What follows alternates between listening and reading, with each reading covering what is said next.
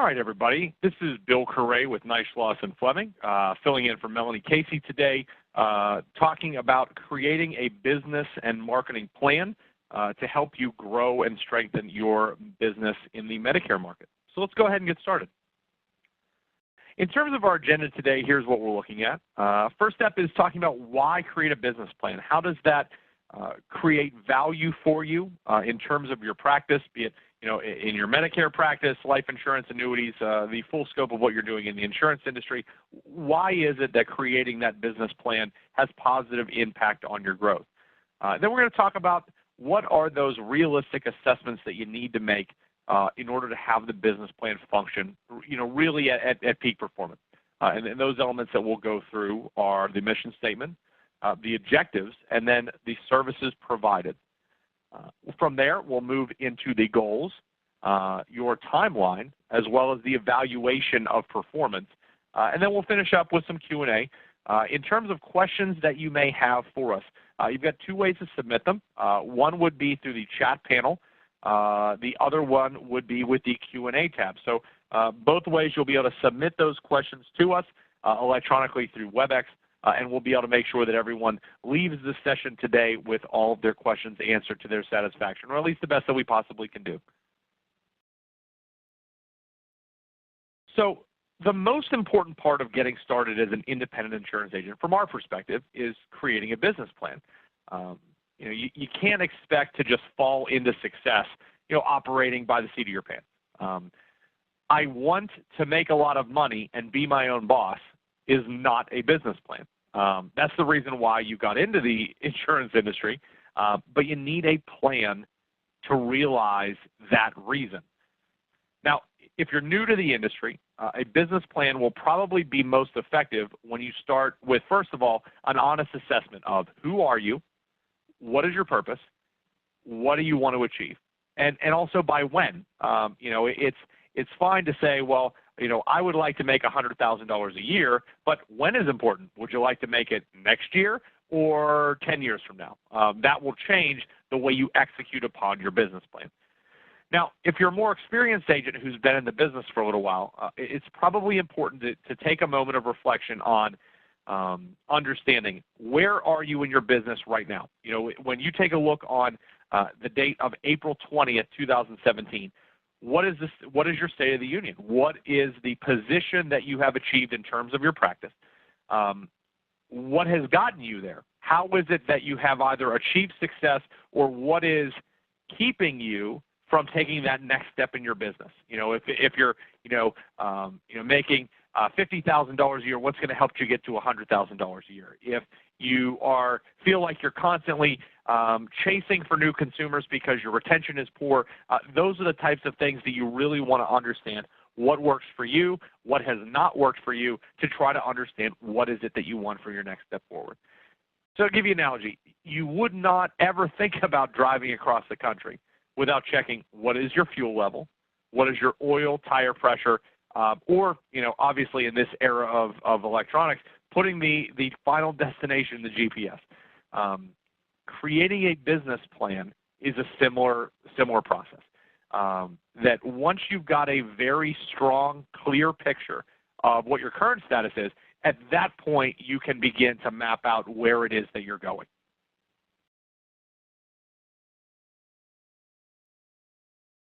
Here at Neishloss and Fleming, one of the things that our sales management team has done is created a business plan template to really start that process for you. One of the things you can do after this session is over today is reach out to your sales manager, whether it's Mel, Kate, Josh, or Michael, and say, hey, I want to engage in this process, and then they'll be happy to help you get you running with it. What this template does is it breaks down each element of that successful business plan and gives you tracking. It helps you to track by month, by quarter, and by year, so that you're constantly getting a report card for yourself on what's going on in your business plan, what is working, what is not.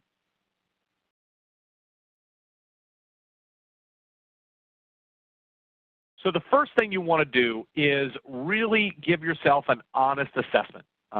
The summary of business is really the first step of your executive summary.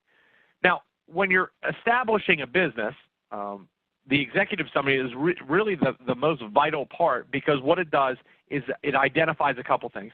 First of all, who are you? Secondly, what is it that you do or are proposing to do? And what do you plan to offer to the marketplace? And when we talk about marketplace, it's a real fancy word, but the people for whom your product or your service is designed, what is it that you're offering to them? And again, this is a brief look at elements of the entire plan. So here's an example. NDA Financial is who we are. We are a financial/retirement planning firm based in Pittsburgh, Pennsylvania. We offer products that protect one's assets as they prepare for retirement. So this would be an example of that executive summary. And what it does is it really lays the groundwork. It is the basis, the foundation for the rest of your assessment. So let's go ahead and move to the purpose.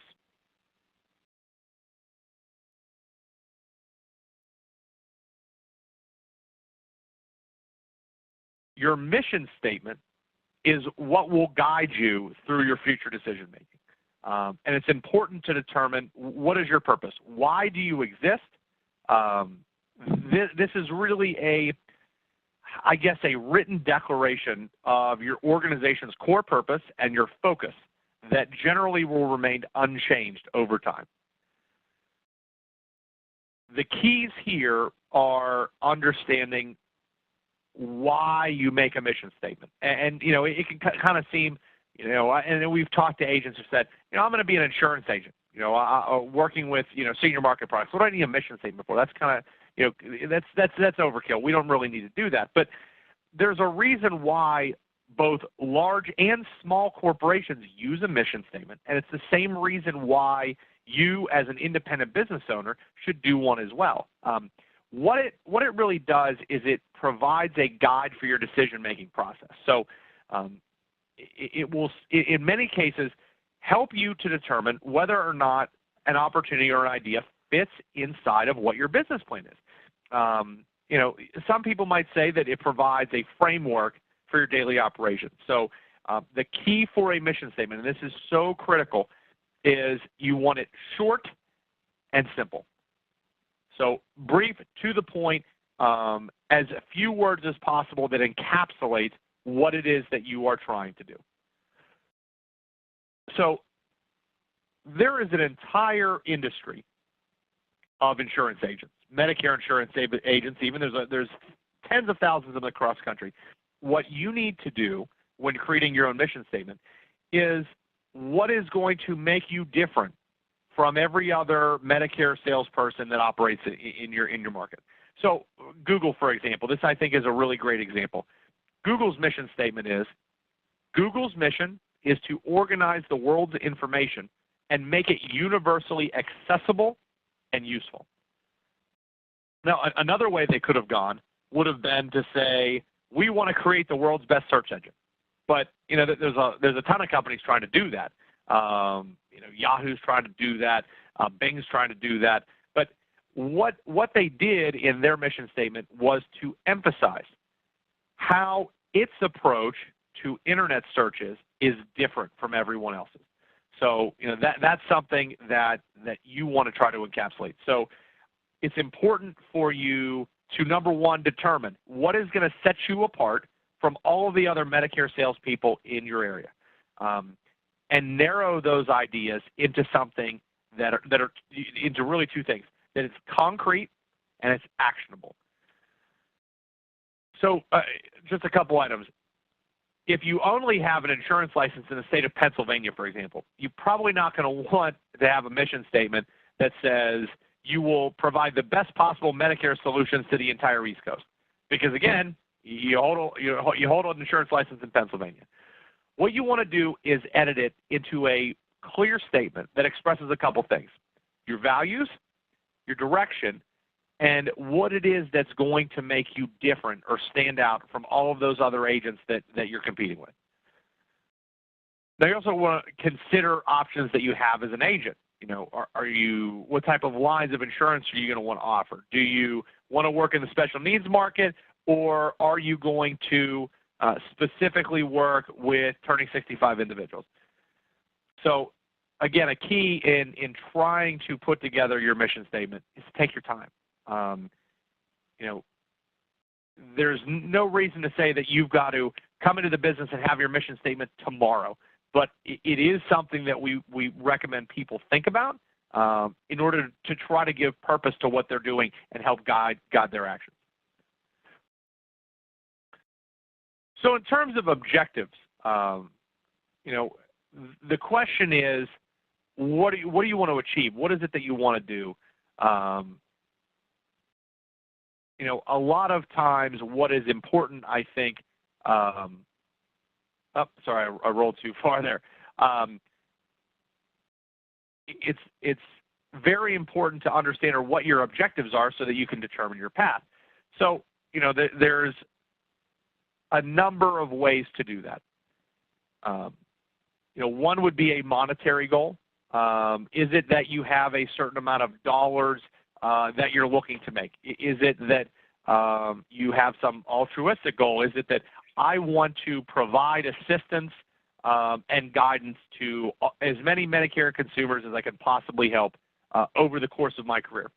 You know, is it about maintaining your current clients, or is it selling something else? So again, determining your objective is really kind of something interesting. Now, you're going to also have to determine what services are you providing. What is that, or is it exclusively Medicare Advantage? Does it include, you know, supplements? Does it include life insurance, mortgage protection, or are you also working with groups? You know, that would be another example of trying to determine, and not necessarily limiting, but having a clear direction around what services are you providing, what products are you going to offer to the consumers with whom you're interacting. Now, creating a timeline is also very important in terms of the business planning process. Now, there's several different timelines that you can choose to work with when you're putting your goals together. And neither is right or wrong. You know, you kind of have your own merits to them, and depending on what you choose, it, you know, can help you gain a plan that's progressive. So, for example, let's say that you've set an annual goal for yourself to write 100 Medicare Advantage applications. It's a nice round number. It sounds big. It makes you feel like, okay, 100, that's a pretty good start.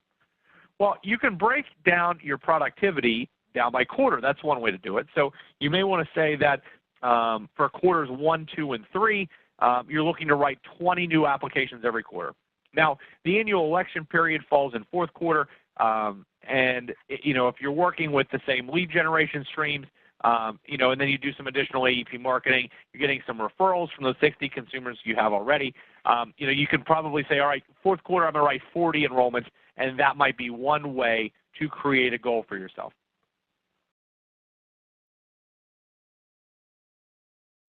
So measuring your productivity is also very important. So let's take that first quarter goal from the previous slide and use that as an example. If you want to write 20 applications for quarter 1, in order to meet that goal, you're going to have to average somewhere around 7 apps per month. If you haven't already, you're going to want to track your close ratio for your appointments. And what that means is you need to know how many appointments on average that you'll close so that you understand how many appointments you need in order to feasibly hit that 7 per month. So if you're averaging a 60% close ratio from your appointments, that means that you've got to set a minimum of 12 appointments per month to hit that close rate. That'll work out to about 3 appointments per week.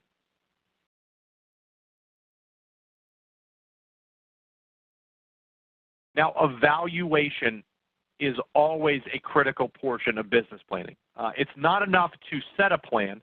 What you really need to do is to understand how is the plan working and to adjust. One of the things in my son's Taekwondo class that his master talks about all the time are the 5 principles of black belt excellence. And one of those, which I constantly am thinking about in a business setting, is the first is to set goals. The second is to take action. The third principle is if it's not working, we change it. There is no point in continuing down a pathway that is providing not only no results, but no hope for results moving forward. So evaluation of performance is a critical portion of successful business planning. Now, how often you evaluate that business plan is really up to you. But again, if you are not evaluating your business plan performance, it's virtually impossible to improve. So you want to need to know, what did you do well, what did you do poorly, in order to try to take the next step. And as you evaluate, it's also very possible that you may need to reassess your goals or to adjust your activity in order to reach the goals that you're setting. One thing to also keep in mind is that goals have to be both achievable and motivational. If a goal is so low that you know you're going to hit it, it's not going to push you to try to stretch. By the same token, if you set a goal that you have no chance of hitting, you're going to wake up every day without the motivation to achieve it, based upon the fact that you know it's out of reach. You know there's no chance you can get it. It would be like standing on the street corner and saying, I'm going to jump to the top of that 4-story building in one jump. You'd never attempt to do it because you know it's not feasible. What you need is something that is both conceivable and achievable. So that would, again, be some key items specifically to how you go through that goal-setting process. Again, in terms of the sales managers here at Nice Lawson Fleming, depending upon your territory, you're probably working with either Michael, Melanie, Josh, or Kate. They are very experienced in working with agents to try to go through the business planning process. It's something that they work really hard on, and they do a great job with it. So if that is something that is of interest to you, I highly recommend you reach out to them and go through that process with them to try to get your business moving in the right direction.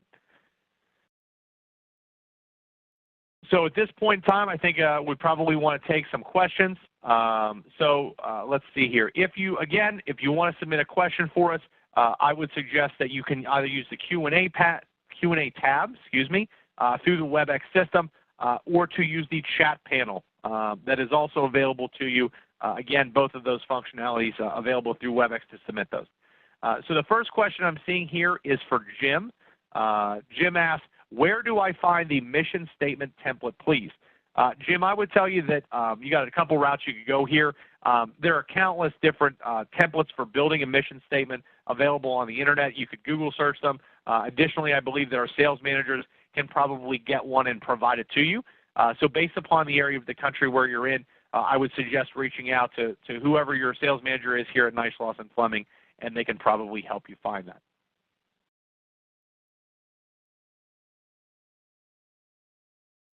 Next question we have is from Jessica. Jessica is asking, in terms of our experience, do we find that setting goals monthly, quarterly, or annually is really kind of the best way to go in terms of achieving the goals? So Jessica, the way that I would choose to answer that question is to tell you that I think that it's important to really have all three of those comprised in your goal, because I'm a math person. I really like using math to understand concepts and to try to drive decision making. So for me, the annual goal of, in Melanie's example that she had in this PowerPoint deck, I thought was a great one. She talked about, what is the annual goal? Oh, it's 100. Well, if you've not written large volumes of a particular product before, be it Medicare Advantage, Medicare Supplement, life insurance, final expense, whatever it is, you don't have a concept around, how do I get to 100? It sounds like a great number. Maybe you work it out from a commissionable standpoint, and you say to yourself, yeah, 100 enrollments would help me make the money that I'd like to make this year. But without breaking it down further, it doesn't give you the context around what activity level you need. And I think that is really the most important part of the message with the business plan, is getting down to that level where you understand that you have a certain level of activity that will get you in the range of achieving your goal. So I think setting a concept around of an annual goal and then break it down to either a quarterly or monthly goal, by breaking it down there, you get to a point where you can determine an activity level that will be sufficient to get you to your goal. So that again would be my recommendation in terms of whether to use monthly, quarterly, or annually. I know it's kind of a non-answer, but I think all three of them are important in terms of trying to help you be successful. Next question that I have here is for Jake. Jake is asking specifically to the evaluation process. What do you think the most important part of evaluating is in terms of the business plan? Jake, the best way to answer that question, and this is going to sound kind of a little odd, but I would tell you the most important thing in the evaluation is to be honest with yourself. That is really the key in terms of evaluating the business plan and its success or failure level. You know, it's not enough to just simply assess have you hit the goal or not. It's so important to try to be honest with yourself to understand why. You know, is it simply a matter that your leads, quote unquote, aren't good enough? Or is it that you need to work harder on the appointment setting process? You need to work harder at closing out your leads. You need to work harder at generating referrals that, you know, come to you that don't cost you anything. You know, that honesty level in the evaluation process is really the key. I know that that's something that I work on here as part of our business, is trying to be incredibly harshly honest with myself in terms of what things am I doing that are helping our business and helping our agents. What do I need to do more of? What do I need to work harder on? What is it that I feel like I'm doing that it really isn't having an impact, or, you know, is maybe having a negative impact on what we're doing? But that complete honesty with yourself over the assessment and evaluation of your business plan is probably the most important part of the evaluation process. So again, any questions that you have, please submit them through the Q&A panel or through the chat tab. You know, we'll probably have time here for a couple more questions as long as you have them. So I've got a question here from Richard. Richard is asking, how do new agents develop enough leads to generate the appointments needed to meet the sales goals? Richard, that's a great question. I think that there are a multitude of methods by which agents can generate leads, and it really is so much more than just going to a direct mail company and dropping dollars. That is the easiest and simplest way to start generating leads, but, you know, not very often is it the most effective one. You know, I think that for every agent, whether they are new or established, the real key is having a broad range of lead generation activities that they're engaged in. The thing that's hardest to get agents to do, either new or established, are grassroots style programs. So I'll give you an example. We have some agents that write a lot of dual special needs plans with us, which are Medicare Advantage plans for people on Medicare and Medicaid. And the most effective way that those agents are generating enrollments is by doing informational tables at food banks, at food pantries, and at senior living facilities. Now, is there a lot of time invested in that? Yes. Can it sometimes, you know, be difficult to put yourself out there to go to a facility like that, either in person or to call them, and to try to ask permission to do an event? It can be, but those have proven to be some of our best ways to generate leads, and they cost very little. But in order to kind of summarize an answer for you, Richard, about developing enough leads to meet those goals, you know, I would tell you that it's not boxing yourself into one method of lead generation. That would be first. Secondly, it's try to develop both referrals as well as ancillary plan sales on every appointment. Every house in which you have one product that you sold, more than likely there are enrollments or dollars that you're leaving on the table. So that would be another thing to keep in mind. And it's that you must work tirelessly to try to be more effective in your process and maximize the value of your leads. So, you know, further questions you have about, you know, different lead generation techniques, I recommend talking to your sales manager here at Knight, Schlosser & Fleming, and they'd love to work with you on that. All right, everybody, I'm looking through here. I'm seeing that our chat and our Q&A panel are empty, at least at the moment. So I'm going to go ahead and end the webinar here. I want to thank you so much for your attention today. We will be posting a recording of this session onto our website as well as our YouTube channel. So if you've got the opportunity to recommend it to another agent who you think can benefit from this information, we'd certainly appreciate that. Any other questions, please direct them to your sales managers here at Knight, Schlosser & Fleming. Super interested and available to help you grow your business as best we can. Thank you so much. Appreciate your business, and have a great day.